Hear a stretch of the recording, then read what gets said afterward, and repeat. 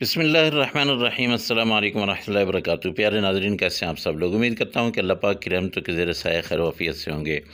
दोस्तों, अमरूद का जूस कैसे बनाया जाए, कैसे निकाला जाए। जो बाज़ार से मिलता है वो तो एक रेडीमेड किस्म का होता है, उसमें कुछ केमिकल वगैरह डले होते हैं। तो इस वजह से मैंने सोचा कि अमरूद का जूस एक मुनफरिद सा जूस होगा, जो आपके लिए फ़ायदेमंद भी है। और अमरूद आजकल मार्केट में अभी आया हुआ है, तो क्यों ना अमरूद का जूस जो है ये आप लोगों को बता दिया जाए, ताकि आप लोगों को बनाने में आसानी रहे। और इसके फ़ायदे भी आपको बताऊंगा। वीडियो को आखिर तक देखिएगा, स्किप नहीं कीजिएगा।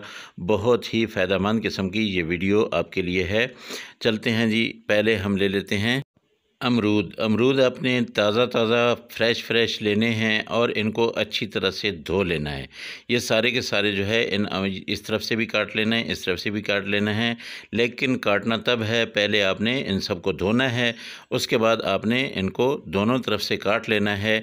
फिर आपने अगला प्रोसेस करना है। क्या करना है, बहुत ही आसान सा तरीका बताऊँगा धोने का। क्या, क्योंकि ये जो फ्रूट होता है इसके ऊपर मिट्टी धूल वगैरह होती है, तो इसलिए हमें धो लेना चाहिए, बहुत अच्छी तरह से इसको वॉश कर लेना चाहिए, कोई मिट्टी वगैरह ना रह जाए।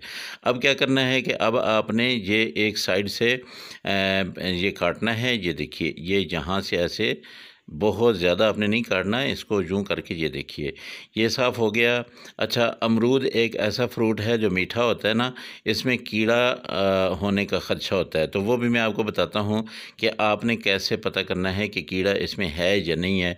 क्योंकि अगर साफ़ अमरूद होगा तो फिर आपका जो जूस होगा वो भी मज़ेदार बनेगा। ऐसे आपने 2 कट लगाने हैं। ये देखिए, अंदर से अच्छी तरह से चेक करना है। अगर कोई कीड़ा वगैरह हुआ तो उसको आपने निकाल के फेंक देना है और वो जूस में नहीं डालना है।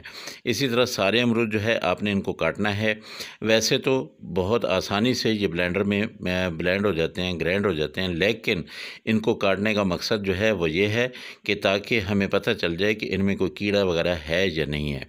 तो अमरूद जो होता है ये आप लोगों के हाजमे के लिए बहुत मुफीद चीज़ है। जो मेरे दोस्त शुगर के मरीज़ हैं उनको ज़रूर खाना चाहिए, क्योंकि ये शुगर लेवल जो है ये कम करता है। आपके जिस्म में जो खून में जो ज़्यादा शुगर हो जाती है उसको ये नीचे लेके आता है। जो मेरे दोस्त हाजमे के मैदे के मरीज़ हैं उनको ज़रूर खाना चाहिए, क्योंकि ये ज़ूद हज़म होता है, बहुत जल्दी ये आपके खाने को हज़म कर लेता है। अब आपने क्या करना है, ग्राइंडर लेना है और उसमें ये सारे का सारा जो है, आधा किलो मैंने लिया है ये अमरूद, और इसको आपने इसमें डाल देना है। अच्छा, ग्राइंडर को चलाना ज़्यादा देर है, क्योंकि उसकी वजह यह है कि आप जब इसको चलाएंगे तो इसके बीज होंगे ज़्यादा, बहुत ज़्यादा बीज होंगे, तो आपने इनको बीजों को निकाल देना है। अगर थोड़े हैं जैसे इसमें थे तो कम मिकदार में हैं, तो फिर आपने क्या करना है कि बीज जो है इसके अंदर ही रहने देने, वो अंदर ही रगड़े जाएंगे। इसमें 4 चम्मच मैंने डाली है चीनी, और उसके साथ आधा गिलास जो है ये पानी का डाल दिया है। अब आप पे मुनहसर है, आप ज़्यादा पानी डालना चाहते हैं तो आप ज़्यादा भी डाल सकते हैं, लेकिन मैं ये 4 चम्मच चीनी और उसके साथ जो है आधा गिलास पानी डालूँगा। इसको मैंने चला दिया है ब्लेंडर को। अब क्या होगा, तकरीबन इसको मैं 2 से 3 मिनट तक चलाऊँगा मुसलसल, और उसके बाद आपको मैं बताऊँगा कि इसके बीज जो है वो भी ख़त्म हो चुके हैं। तो मेरे दोस्तों, मैं आपको बता रहा था कि ये जो अमरूद होता है ना, ये आपकी स्किन के लिए भी बहुत मुफीद है। इसमें विटामिन सी होता है और आपकी जिल्द के लिए बहुत ही ज़्यादा मुफीद है। आप इसको खाएंगे, आपकी जिल्द निखरी निखरी तरोताज़ा और शादाब रहेगी।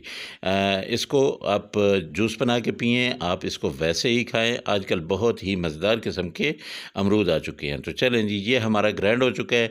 अब इसको हम डाल लेते हैं इस मग में, और जब मैं डालूँगा तो मेरा अपना भी दिल करेगा कि जल्दी से मैं इसे पीऊँ। देखिए कितना इसकी थिकनेस देखें, कितना ज़बरदस्त किस्म का ये जूस जो है ये आप लोगों के लिए रेडी है। अगर इसमें आप पानी का इजाफ़ा करना चाहते हैं तो आप इसमें ज़्यादा पानी भी डाल सकते हैं।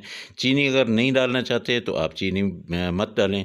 अगर आप इसमें काला नमक डालना चाहते हैं तो आप इसमें काला नमक भी डाल सकते हैं, ये ऑप्शनल हैं। लेकिन मैंने काला नमक भी नहीं डाला है, मैंने इसमें और बर्फ़ भी नहीं डाली है। तो आप लोग अपनी मर्ज़ी के मुताबिक इसको बनाएं, पिएं, बच्चों को पिलाएं। अगर मेरी रेसिपी अच्छी लगी हो तो मेरे चैनल को ज़रूर सब्सक्राइब करें और साथ में लगे बेल आइकन को ज़रूर दबा दें ताकि मेरी हर आने वाली वीडियो का नोटिफिकेशन जो है वो आप तक पहुँचता रहे। आपका और मेरा ये प्यार भरा दोस्ती का रिश्ता जो है वो कायम व दायम रहे। मेरे अल्लाह की रहमतें, मेरे अल्लाह की नेमतें आप सब लोगों के घरों में बारिश की तरह बरसती रहे। मेरे वो दोस्त जो बीमार हैं, अल्लाह पाक उनको शिफाए कामिला आजिला अता फरमाए। जो परेशान हाल हैं, अल्लाह पाक उनको परेशानियों को दूर करे। इंशाअल्लाह अगली रेसिपी में फिर मुलाकात होगी। अल्लाह हाफिज़। अस्सलामु अलैकुम व रहमतुल्लाहि व बरकातुहू।